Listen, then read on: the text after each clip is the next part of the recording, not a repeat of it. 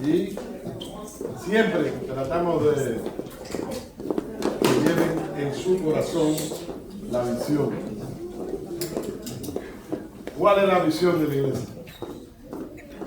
Darle la oportunidad a todos los habitantes del condado que acepten a Jesucristo como Señor y Salvador y que sus vidas sean transformadas. No podemos hacer otra cosa. Amén. Que las personas acepten a Cristo y sus vidas sean transformadas. En la visión de nuestra iglesia no está el número. No hay ningún número en la visión de nuestra iglesia. Nosotros no estamos orando para que hayan 300 personas en la iglesia. Nosotros oramos para que las vidas se salven. Amén. Amén.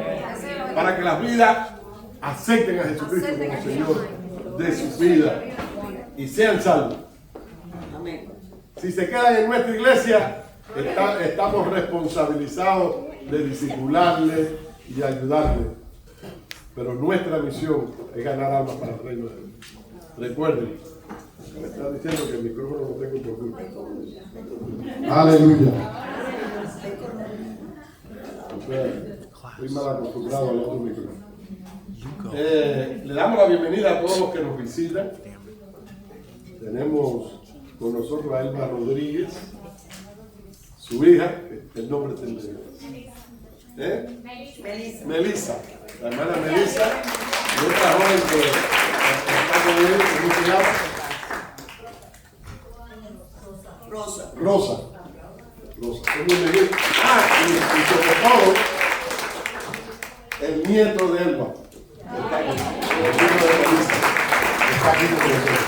Ellos fueron alumnos del instituto, alumnos míos en el instituto, y hoy quisieron llegar para conocer la iglesia, para estar con nosotros, para compartir con nosotros. Y le damos gracias a Dios y son bienvenidos en medio nuestro. Lo importante es que el culto de ellos es por la tarde. Así que no es que estén faltando a su culto. Están aquí para conocernos, para saber de nosotros. Y estamos dispuestos a servirlos. Esperamos que se sientan bien. Esta iglesia tiene una característica, que todos lo saben, es una iglesia pentecostal clásica. ¿Saben qué quiere decir eso? Clásica. Estudien a ver qué es lo que es una iglesia pentecostal clásica. Una iglesia que cree en el mover del Espíritu, que cree que los dones son importantes, pero no practica el neopentecostalismo. Quizá un mujer puede ayudar a los hermanos a sentarse, a ubicarse por aquí. Hay todavía sillas vacías, sin ocuparse.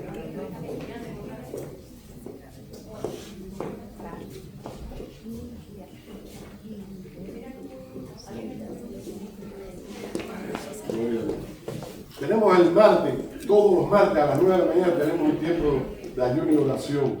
Hay un grupo aquí que se tira en ayuno y oración, orando y clamando por las almas, por las misiones, por la iglesia. Y mientras muchos de nosotros estamos trabajando, aquí hay un grupo de personas que están orando y clamando por ti. ¿Cuánto está trabajando el martes por la mañana? Bueno, hay un grupo aquí que está orando por ti. Un grupo, siempre hay alrededor de 15 como mínimo, orando, clamando, a veces sube un poquito más, pero se mantiene ahí porque son los hermanos que pueden venir el martes por la mañana. El miércoles a las 7:30 ya estamos entrando al templo, alabando al Señor para buscar de la presencia de Dios, un tiempo de oración y estudio bíblico. La oración, una necesidad. Necesitamos orar. Y tenemos que aprovechar esa media hora que la mayoría de las veces no la aprovechamos al 100% porque la gente llega y empiezan a saludar y demás y se pierde. Dedica más tiempo a conversar con el hermano que a conversar con Dios. Yo creo que a las 7:30 tenemos que entrar a conversar con Dios. Y decirle a mi hermano, Dios te bendiga, espérate, quiero hablar contigo. Ahora yo tengo que hablar con el más importante, con el Rey de Reyes, con el Señor de Señores. No puedo cambiar la prioridad y tirarnos de rodillas a orar media hora de oración, después un pequeño tiempo devocional y un estudio de la Biblia. Estamos estudiando en esa serie del nuevo nacimiento. Estamos en la parte práctica, un temperamento redimido, un temperamento transformado. Y estamos hablando del tema ese todos los martes. Este miércoles estaremos hablando del temperamento flemático. Del temperamento flemático. Si no me equivoco. Sí, flemático. El temperamento flemático y el temperamento redimido por Cristo. Amén. Es tan importante esa clase, muy práctica, y es necesario que usted participe para crecer, porque el estudio bíblico nos capacita para caminar la vida cristiana.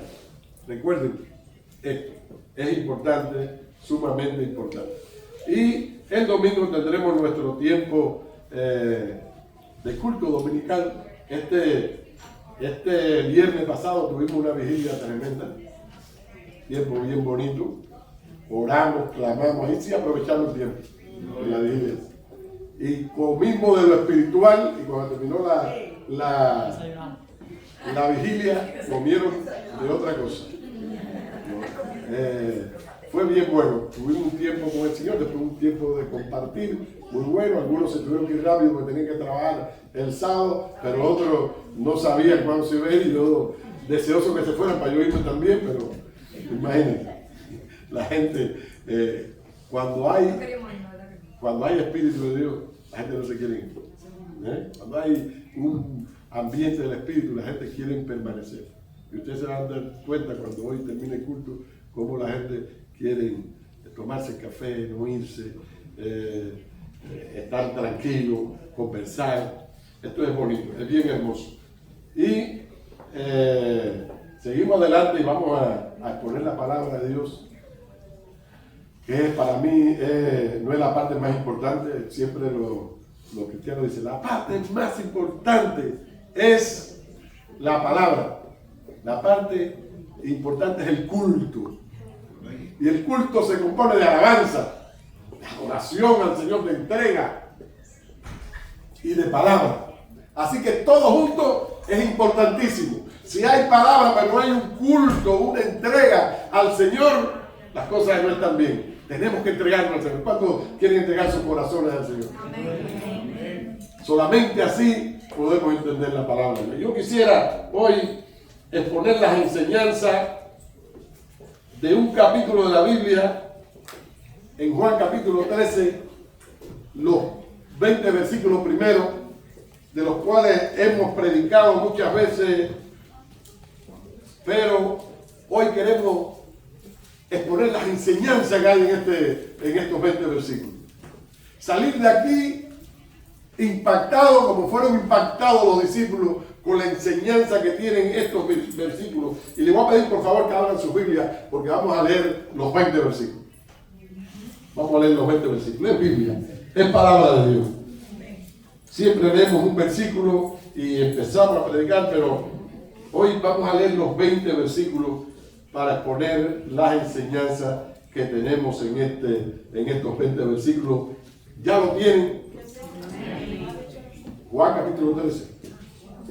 Evangelio de Juan capítulo 13. Juan, ese discípulo que según los estudiosos dicen que es melancólico, era melancólico, un hombre que tenía una firmeza increíble y un temperamento redimido por la sangre del Cordero, que enseñaba y escribía con una profundidad tremenda.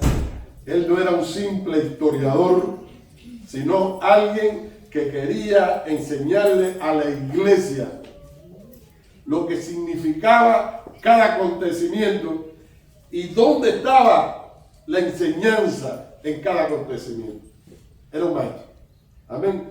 Y es a Juan el que vamos a leer hoy, en el capítulo 13, versículo 1 al 20, y dice: antes de la fiesta de la Pascua, sabiendo Jesús que su hora había llegado para que pasase de este mundo, al Padre, como había amado a los suyos que estaban en el mundo, los amó hasta el fin.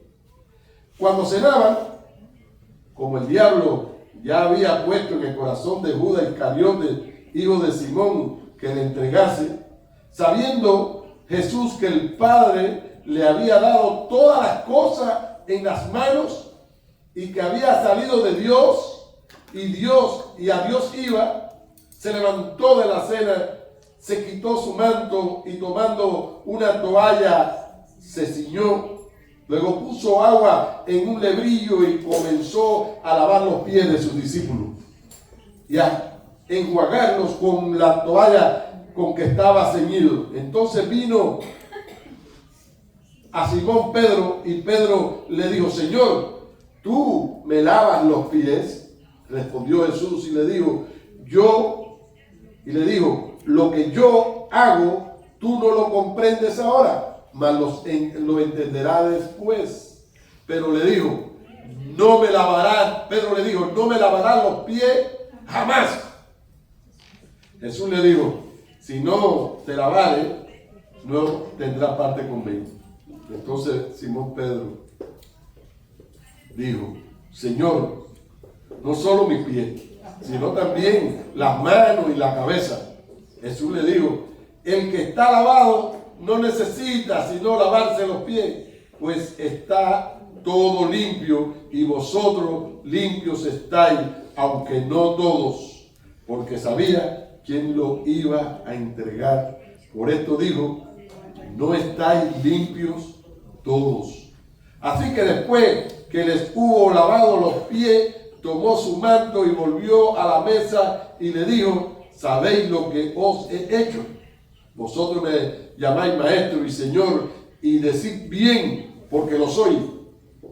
Pero si yo, el Señor y el maestro, he lavado vuestros pies, vosotros también debéis lavaros los pies los unos a los otros. Porque ejemplo os he dado para que como yo os he hecho, vosotros también hagáis. De cierto os digo, el siervo no es mayor que su señor, ni el enviado es mayor que el que lo envió. Si sabéis estas cosas, bienaventurados seréis si las hiciereis. No hablo de todos vosotros. Yo sé a quienes he elegido, mas para que se cumpla la escritura, el que come pan conmigo levantó contra mí su carcañal. Desde ahora os lo digo antes que suceda, para que cuando suceda creáis que yo soy. De cierto os digo, el que recibe al que yo enviaré, me recibe a mí, y el que me recibe a mí, recibe al que me envió. Oramos todos, Dios eterno. Hay una palabra hermosa y hay muchas enseñanzas.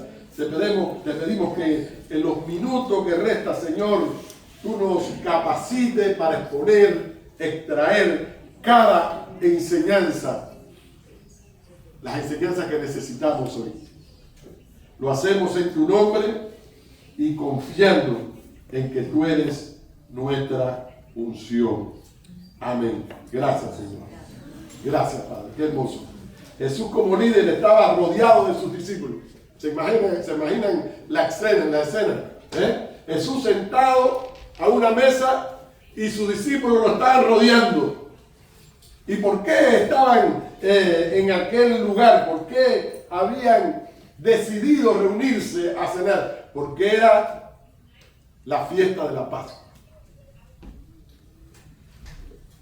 Ellos esperaban palabras llenas de enseñanza y ánimo siempre de parte de su maestro.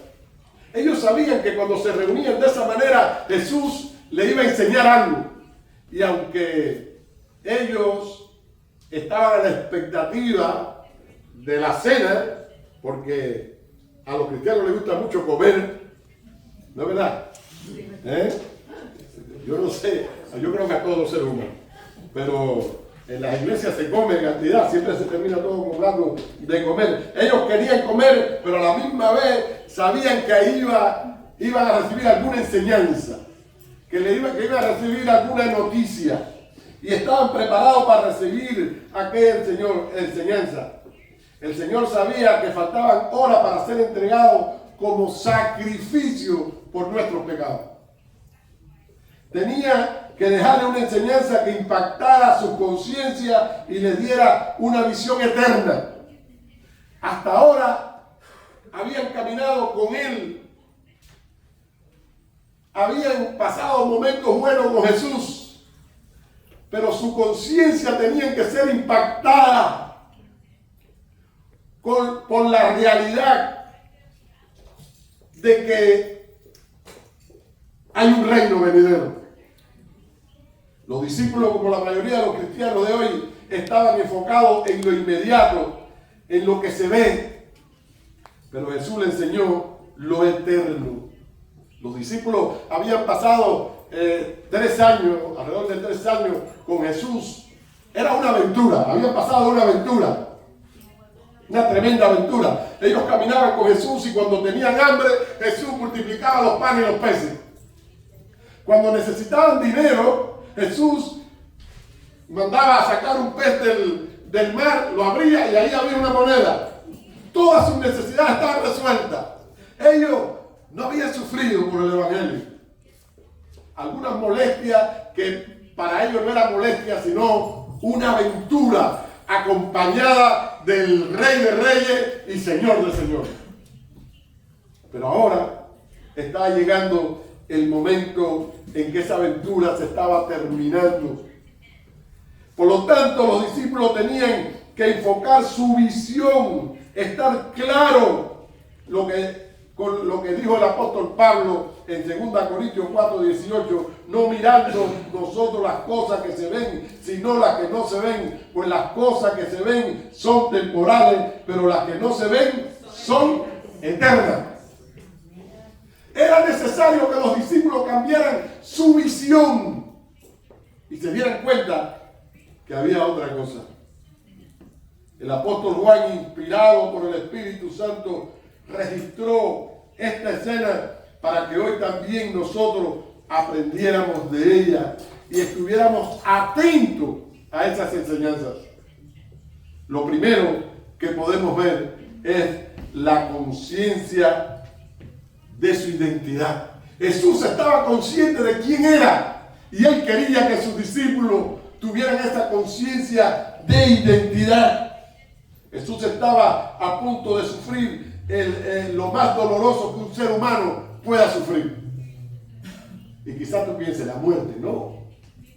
Jesús estaba a punto de sufrir la traición de uno de sus discípulos y eso es tan difícil para nosotros. La traición nos llega a lo más profundo del alma, nos traumatiza, nos hiere. Es una herida profunda que no se sana fácil.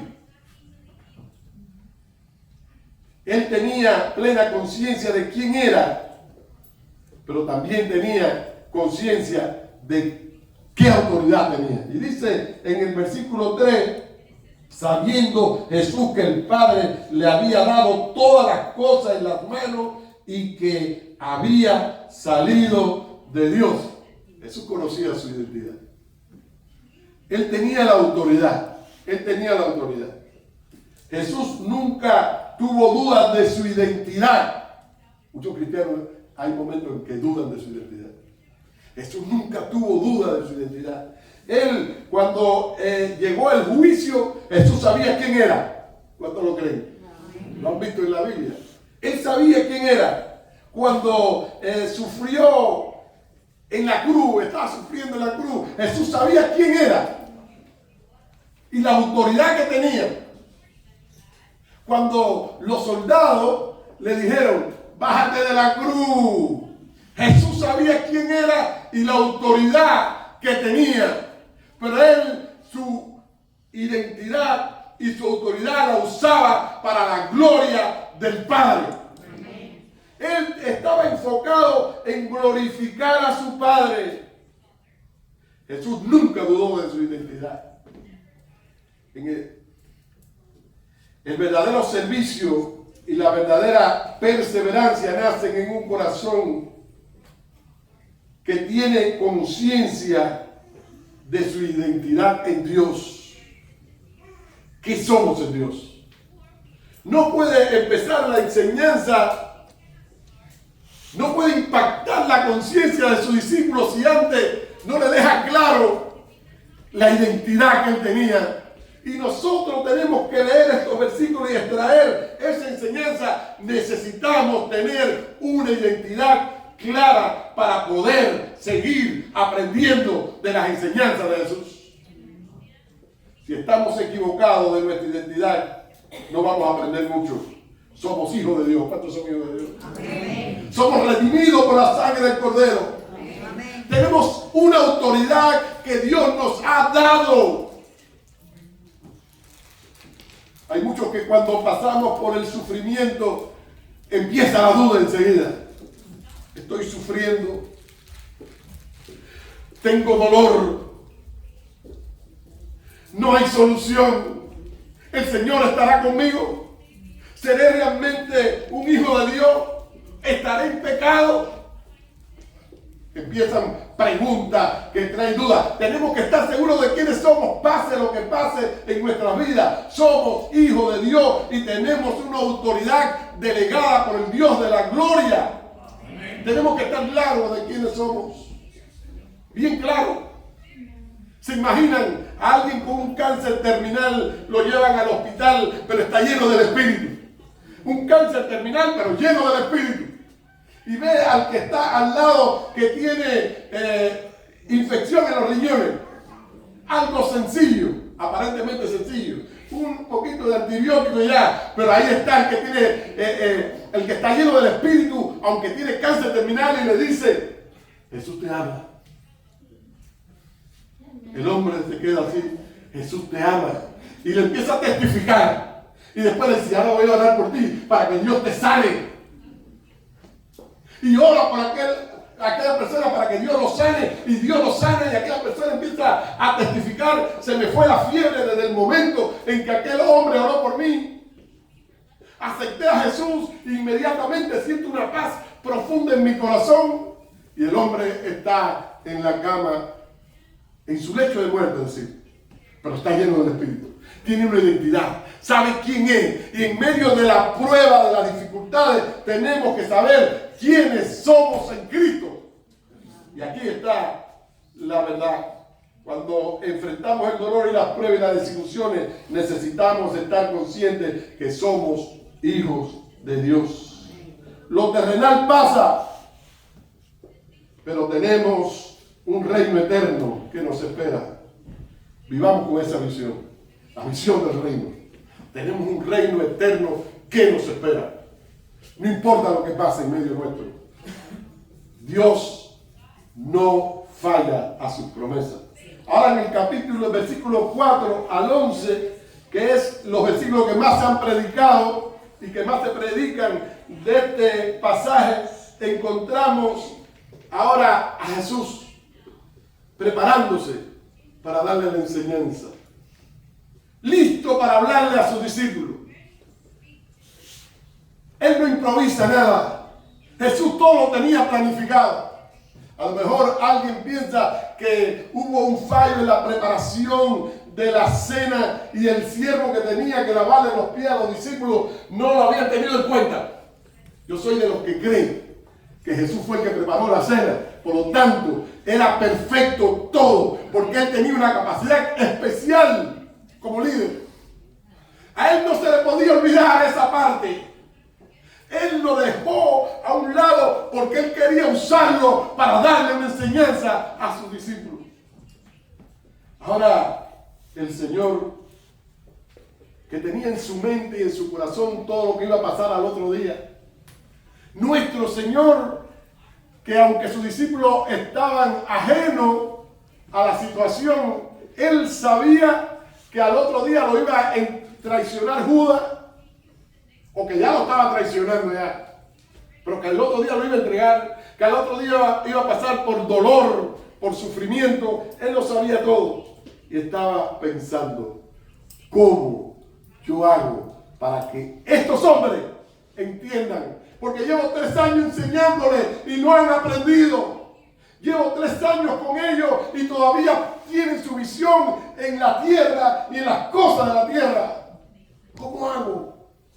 Jesús se puso de pie y cuenta la historia en el versículo 4 de este capítulo, que Jesús se levantó de la cena, se quitó su manto. Importante, se quitó su manto. Los líderes judíos tenían la costumbre de usar un manto. Era el manto de autoridad. Él se quitó el manto de autoridad y tomó la toalla de servicio. Se ciñó la toalla y salió. Los discípulos mirando, ¿qué es lo que el Señor está haciendo? Ahora ven que sale con una, vamos a hablar en el idioma de nosotros, con una palangana llena de agua, un lebrillo lleno de agua. ¿De dónde salió aquella palangana llena de agua? ¿De dónde salió? Estaba preparada ahí, él la tomó y se paró. Estaba la silla, una silla, puso la palangana y dijo, ahora todos van a pasar por aquí porque le voy a lavar los pies. Ustedes no se han lavado los pies todavía para cenar. Y mira, aquí, siéntense. Empezaron los discípulos a sentarse, pero le tocó a Pedro. Le tocó a Pedro. Él estaba mostrando un gesto de amor práctico. Tremendo. Lavándole los pies a sus discípulos. Hay muchos que interpretan esto como una ceremonia vacía, sin significado. Llegan al culto y comienzan a lavarse los pies, como una ceremonia. Ven esto como un mandato. Y no es pecado que lo hagan. Las iglesias que lo hacen y lo disfrutan. Y que lo disfruten. Porque lo más rico que hay es que le laven los pies. Pero si hacemos esto como una ceremonia, es algo que no tiene sentido. Para mí no tiene sentido. La enseñanza que yo puedo traer de aquí no le da sentido. No es un mandato, no es una ceremonia. Jesús no estaba estableciendo una ceremonia simbólica. Jesús estaba de manera práctica sirviendo en una necesidad que tenían sus discípulos. Ahí no había simbolismo ninguno. Que no me vaya a decir que el agua significa esto y que los pies significan lo otro. Que no me haga una eisegesis de este pasaje. Es algo práctico. Algo práctico. Pedro se resistió. Versículo 6 al 10. Lo leímos. Pedro se resistió. Señor, jamás tú me vas a lavar los pies. Y Pedro no estaba tan mal. Pedro no estaba tan mal. El problema es que lavarle ese trabajo era del esclavo, del siervo. Y Jesús era el Señor. Él no entendía cómo es posible que el Señor, el Maestro y el Señor. ¿Ustedes están de acuerdo que Jesús era el Maestro y el Señor? Bueno, Jesús dijo, y decid bien, soy el Maestro y soy el Señor. Y decid bien, porque soy el Maestro y soy el Señor. Jesús es el Señor. Aleluya. Él es el Maestro. Él es el grande. Él es el que está sentado en el trono.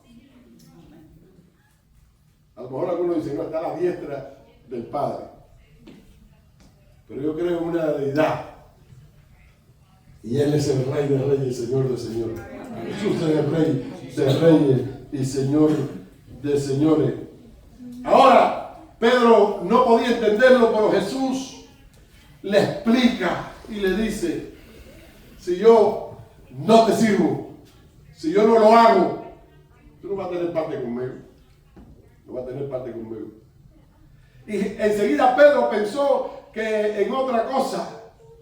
Y le dijo, lávame la cabeza, lávame las manos. Pero Jesús le dijo, lo que ya están limpios no necesitan volverse a limpiar. Porque Jesús no estaba haciendo aquel acto simple y llanamente para limpiar. Porque ya Él lo había limpiado, lo iba a limpiar con su sangre. Era el poder del sacrificio el que limpia de todo pecado. Jesús no quería que quedara en la mente de los discípulos ni de nosotros que el acto aquel era de limpieza, era un acto de servicio, simplemente de servicio. No lo podemos ver como otra cosa. Jesús estaba sirviendo a sus discípulos en una necesidad. La humildad de Cristo nos enseña a no vivir aferrado a los privilegios de los cargos o del liderazgo. La posición de la iglesia no es para recibir honores. La posición que tú tengas dentro de la iglesia no es para recibir honores. Eso no le gusta a mucha gente. Porque mucha gente está buscando el ministerio porque ven la parte bonita esa del traje, la corbata, el púlpito al frente de la gente, los regalitos el día del pastor. Qué lindo es ser pastor, qué lindo es ser evangelista, qué lindo es la fama. Pero no es ese el propósito del liderazgo en la iglesia. El liderazgo en la iglesia está para servir. Y eso es lo que Jesús está enseñando. Es lo que Jesús está enseñando. Es para entregarnos a los demás en lo práctico y en lo espiritual. Tremenda enseñanza le estaba dando el Señor a sus discípulos. Estaba enseñándole algo tremendo.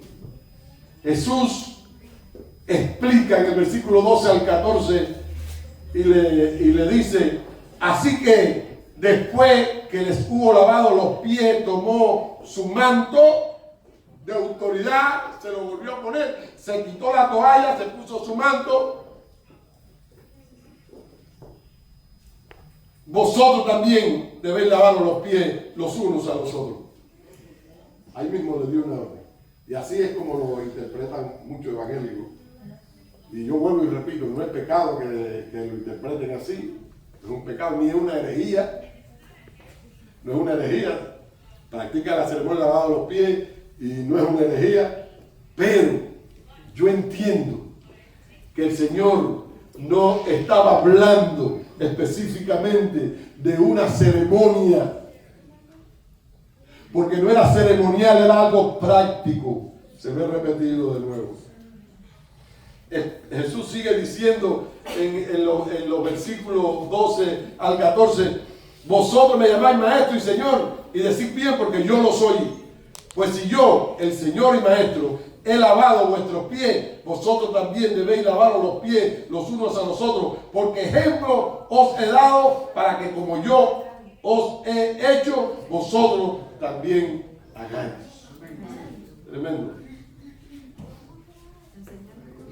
Esto no significa estar atento a esto significa estar atento a la necesidad de nuestros hermanos. Es lo que Jesús le está diciendo. Tienen que estar atentos a la necesidad de sus hermanos y tienen que servirse los unos a los otros. Tenemos que estar atentos a la necesidad de la comunidad y estar dispuestos a servir a los demás. El mensaje del Evangelio tiene que estar acompañado, no debe, tiene que estar acompañado de entrega, de servicio, de amor. Un mensaje, el mensaje del Evangelio sin servicio es un mensaje vacío. No basta ni siquiera con enseñar. La verdadera bendición está en practicar lo que aprendemos. El conocimiento es importante. Hoy usted está recibiendo un conocimiento. Yo estoy recibiendo un conocimiento, una verdad. Una verdad. Pero dice en el versículo 17, dice, si sabéis estas cosas, bienaventurados seréis si la hiciereis. Si saben que hay que servir, que hay que entregarse, esto es muy bueno que lo sepa, pero va a ser bienaventurado, va a ser 3 veces feliz, va a ser bendecido por el Dios de la gloria si lo practica. Eso es lo que dice la Biblia. Porque no basta con conocer la verdad bíblica, no basta con conocer las enseñanzas de Jesús, no basta con saber quién era Jesús. Tenemos que imitarlo. ¿Cuántos son discípulos? Él es nuestro patrón. Es un llamado al servicio. Es un llamado al servicio. La fe verdadera se muestra en acciones concretas de servicio y entrega. Dice Santiago, el cuerpo sin espíritu está muerto. Y la fe sin obra está muerta. Santiago 2:26. ¿Qué quiere decir esto? Que el espíritu de nuestra fe es el servicio. El espíritu de nuestra fe es el servicio. El cristianismo sin servicio está muerto. Porque Dios nos llamó para ser una iglesia que sirve a los demás. Una iglesia que está enfocada en el servicio. En el servicio, y que cuando quiere un ministerio, cuando queremos un ministerio, es porque queremos servir a los demás, no porque queremos pararnos en la plataforma, no porque queremos que nos den aplausos, no porque queremos que nos reconozcan, es porque queremos servir, Y algunos tienen que ser reconocidos, algunos lo van a aplaudir, pero no oiga los aplausos. Oye la voz de Dios que te dice, sé humilde y sirve. No es nada. Sé humilde y sirve. El Señor, en el versículo 18 al 20, habla de la traición. Y estamos ahí ya concluyendo. Habla de la traición. Y con esto el Señor quería que ellos creyeran que la palabra, las escrituras se cumplen siempre. Yo creo que en todo este texto, esta es una enseñanza clave. La palabra de Dios siempre se cumple. La palabra de Dios nunca vuelve vacía. Va a pasar esto así. Se lo digo, para cuando pasara, los discípulos creyeran. Para eso lo hizo. Anticipa lo que sucederá en el versículo 19 para afirmar la fe de sus discípulos. Confirma su visión, su misión en el versículo 20. Tremendo, el versículo 20 me encanta. Me encanta el versículo 20. Aquí hay una profundidad tremenda en este versículo cuando dice, de cierto os digo, el que me recibe a mí, el que recibe al que yo enviaré, me recibe a mí. Y el que me recibe a mí, recibe al que me envió. Y ahí está la Trinidad clara. La palabra Trinidad no aparece, pero ahí está la doctrina. El que recibe al que yo enviaré. ¿A quién él iba a enviar? Al Espíritu Santo. Tenemos que recibir al Espíritu Santo. Tenemos que recibir al Espíritu Santo. Y dice, me recibe a mí. Y el que me recibe a mí, recibe al que me envió. Así que aquí está algo claro. Cuando recibimos el Espíritu Santo, estamos recibiendo a Cristo y estamos recibiendo al Padre. Hay tres personas que están en nosotros.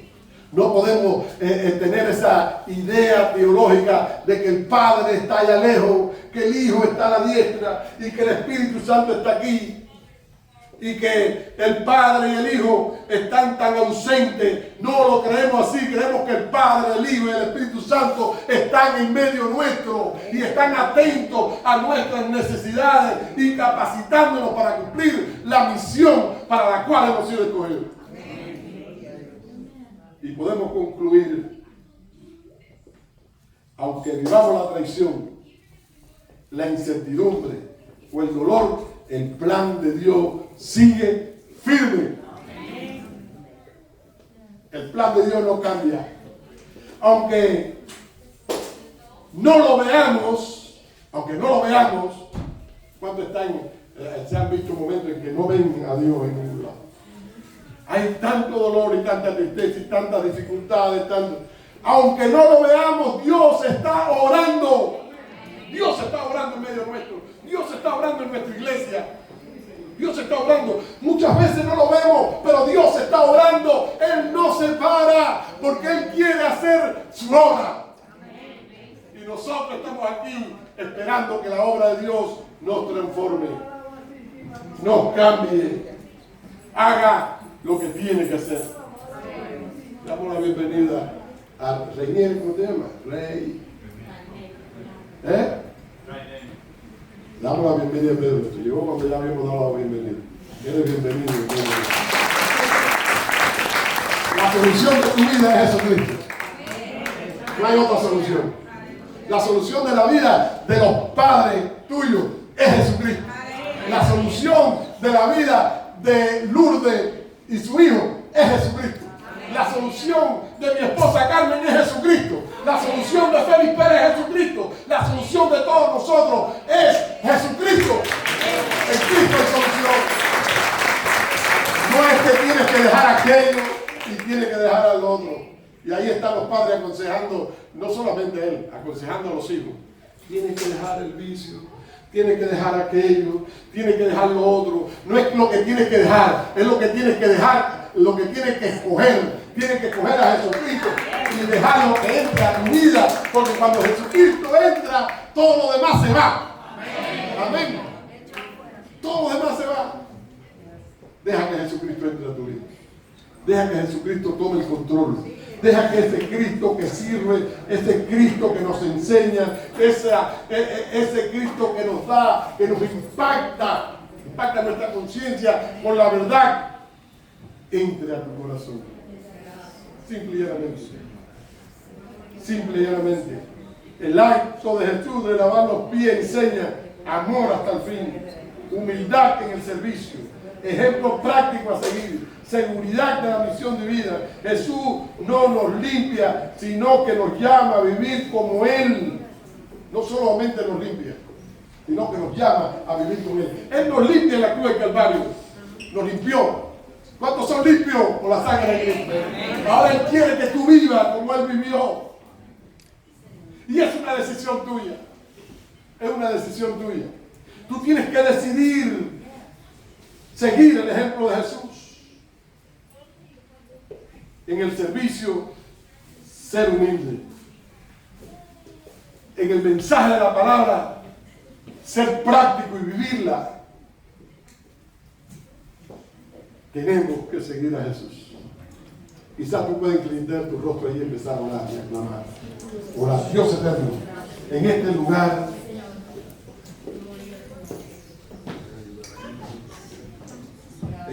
hay personas que necesitan un toque tuyo. Estamos aquí, no llegamos hasta aquí, Señor, porque lo tenemos todo. Llegamos aquí, hasta aquí porque te necesitamos. Necesitamos tu toque, necesitamos que nos envuelva en tu amor y en tu espíritu.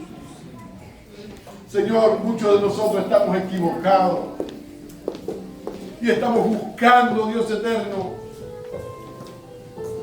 la manera que nos reconozcan.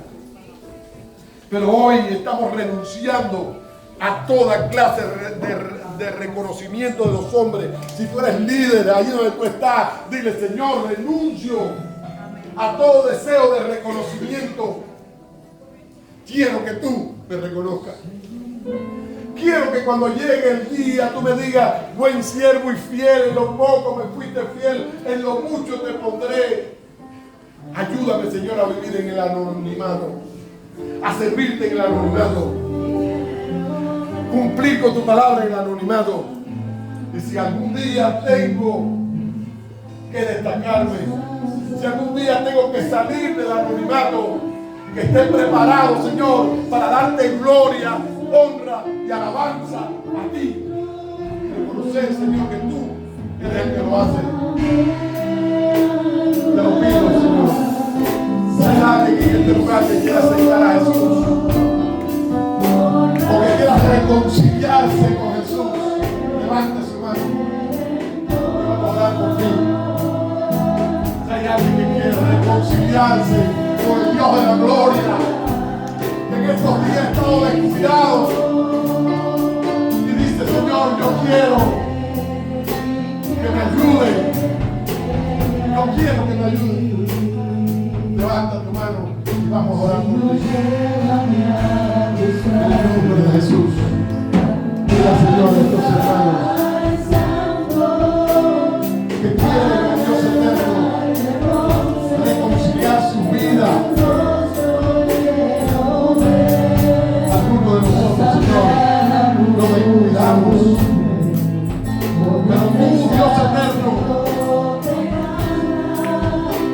hace la obra.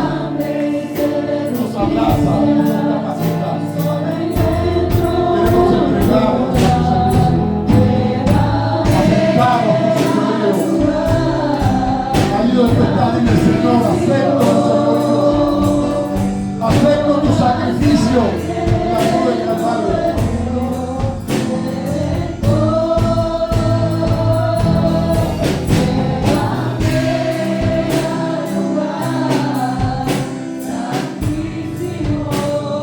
Si hay alguien que quiera, de los miembros de la iglesia, que quiere pasar aquí adelante para adorar juntos, pase aquí adelante. De vez en cuando lo hacemos, no es siempre. Póngase de pie ahí donde estás. Si hay alguien que quiere venir aquí adelante porque quiere recibir algo especial de parte de Dios, quiere recibir la capacidad para servir, de ese paso de fe, llega hasta aquí. Si está enfermo, llega hasta aquí, porque aquí hay sanidad, hay liberación. En este lugar hay liberación.